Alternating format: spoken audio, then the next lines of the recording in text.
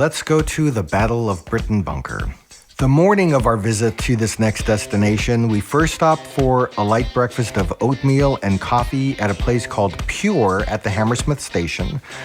With our tummies full, we journeyed to our next stop in the quaint town of Uxbridge, a short tube journey from London, where we then made our way to the Battle of Britain bunker.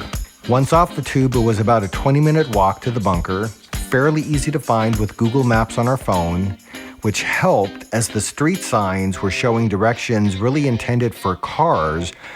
But walking to the bunker, you can save time by cutting through Dowding Park, which we did, and you'll miss that if you don't have this pre-mapped on your itinerary, on your map program, because if you're just following the street signs, you're going to be going in the direction of cars, and it's just a little bit longer. A little bit longer, and that's a pretty busy street that we're walking on. Yeah. We walked past Hillingdon House, which has a rich history and served as a base for several Royal Air Force units in the early 20th century.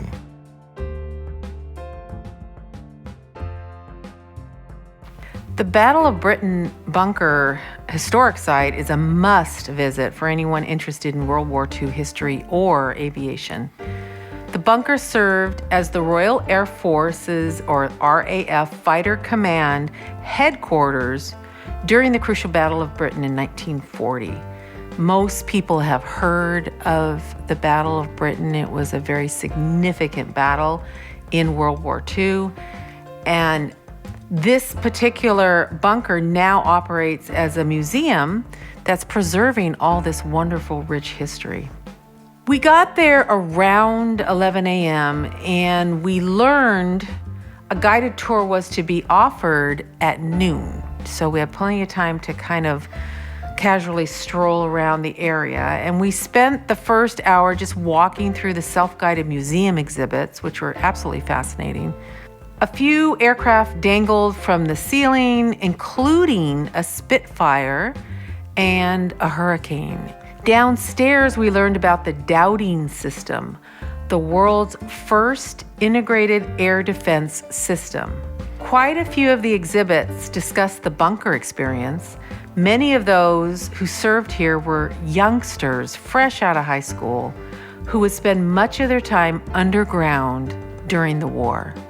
The exhibits culminate with the story of September 15th, 1940, the Battle of Britain Day. And there were exhibits about the famous D-Day in Normandy also. Then it was noon and we made our way down into the bunker, descending 76 steps.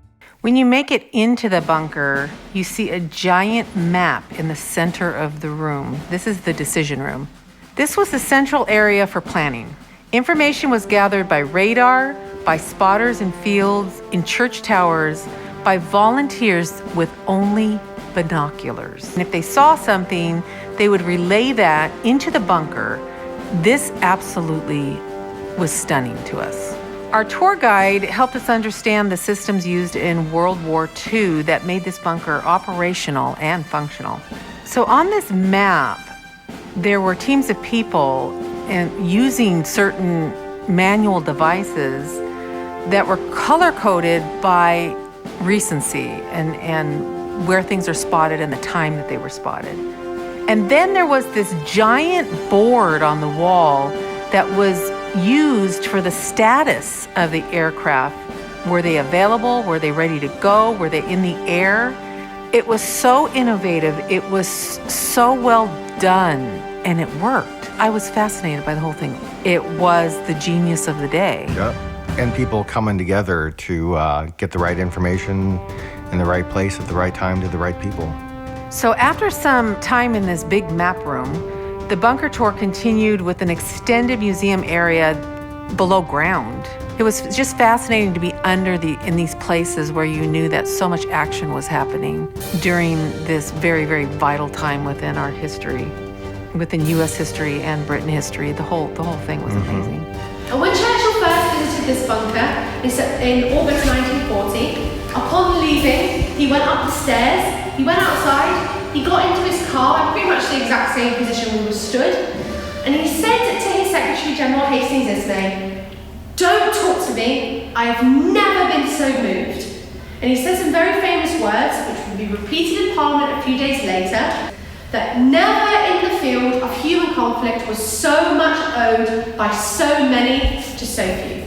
And I feel like that sums up the work of these people in the bunker very well. One of the highlights of the visit to the Battle of Britain bunker is learning about the vital role of Squadron 303 in the Battle of Britain.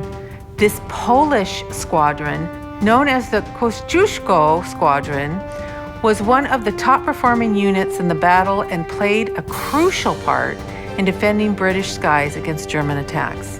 We learned that the Polish pilot kill rate was impressive, was better than the Britain squadrons. Yeah, and speaking about the Polish contribution, there was a room in the museum that we then visited after we came out of the bunker that was dedicated to the Polish contingency that was fighting with the RAF.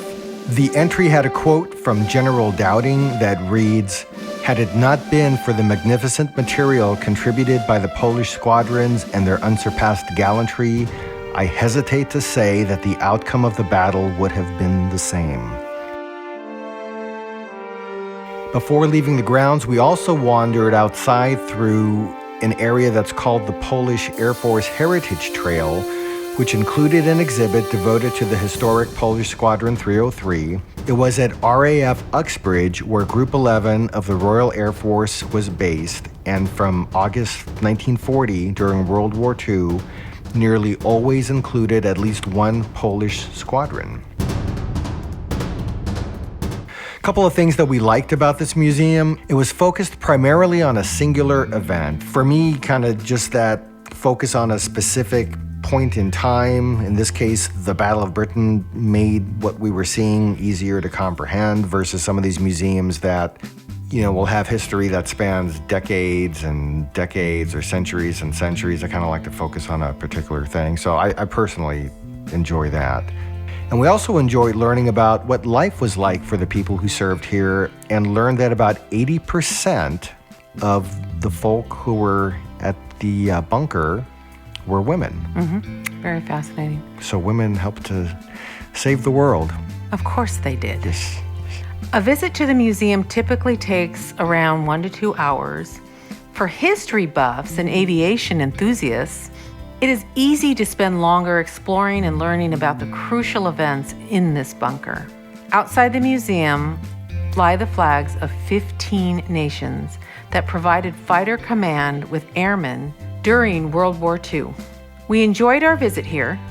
The Battle of Britain Bunker Museum is a must-see for anyone wanting to understand the RAF's role in World War II and commemorate the brave men and women behind the scenes who fought in this war. We highly recommend it for history and military buffs.